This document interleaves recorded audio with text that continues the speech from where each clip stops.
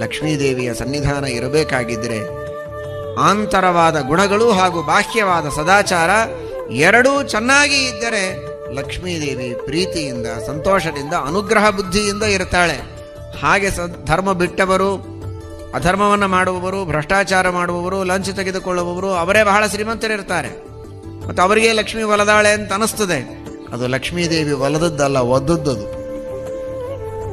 ಲಕ್ಷ್ಮೀದೇವಿ ಅನುಗ್ರಹಪೂರ್ವಕವಾಗಿ ಇದ್ದು ಆ ಸಂಪತ್ತು ಇವನಿಗೆ ಹಿತ ಆಗಬೇಕು. ಒಲಿಯೋದು ಅಂದ್ರೇನು, ಒದಿಯೋದು ಅಂದ್ರೇನು, ಮಾರಿ ಮೇಲೆ ಎಸೆಯೋದು ಅಂದ್ರೇನು? ಏನು ಮಾಡಿದ್ರೇನ್ರಿ? ಎಲ್ಲ ಒಂದೇ ಅಲ್ಲ. ಗೌರವದಿಂದ ಕರೆದು ಕೈಯಲ್ಲಿ ಕೊಟ್ಟು ನಮಸ್ಕಾರ ಮಾಡಿ ದಕ್ಷಿಣೆ ಕೊಡೋದೊಂದು ಬೇರೆ. ಏನು ಕೇಳ್ತಿ ಮಹಾರಾಯ, ಎಷ್ಟು ಬೆನ್ನು ಹತ್ತಿದೆ ಅಂತ ಮಾರಿ ಮೇಲೆ ಒಗೆದು ಕಳಿಸೋದು ಬೇರೆ.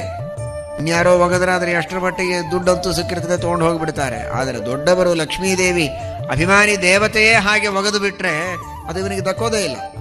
ಏನೋ ತತ್ಕಾಲದಲ್ಲಿ ಅಧರ್ಮದಿಂದ ಗಳಿಸಿದ, ಭ್ರಷ್ಟಾಚಾರದಿಂದ ಸಂಪಾದನೆ ಮಾಡಿದ ದುಡ್ಡು ಇವನಿಗೆ ಬೇಕಾದಷ್ಟು ಆನಂದ ಕೊಟ್ಟಾಗ ಅನಿಸ್ತದೆ. ಆದರೆ ಅದು ಮುಂದೆ ಇವನಿಗೂ ದೊಡ್ಡ ಹಾನಿಕರ. ಏನು ಹಾನಿ ಆಗ್ತಾ ಇದೆ ನಿಮಗೆಲ್ಲ ಗೊತ್ತಿದೆ. ಇವನಿಗೂ ಹಾನಿ, ಇವನಿಗೂ ಅಪಕೀರ್ತಿ. ಇವನ ಮಕ್ಕಳು, ಮೊಮ್ಮಕ್ಕಳು ಯಾರೆಲ್ಲ ಅದರ ಉಪಭೋಗ ಮಾಡ್ತಾರೆ ಅನ್ಯಾಯದ ಹಣವನ್ನು, ಅವರೆಲ್ಲರೂ ದುಃಖವನ್ನು ಅನುಭವಿಸ್ತಾರೆ.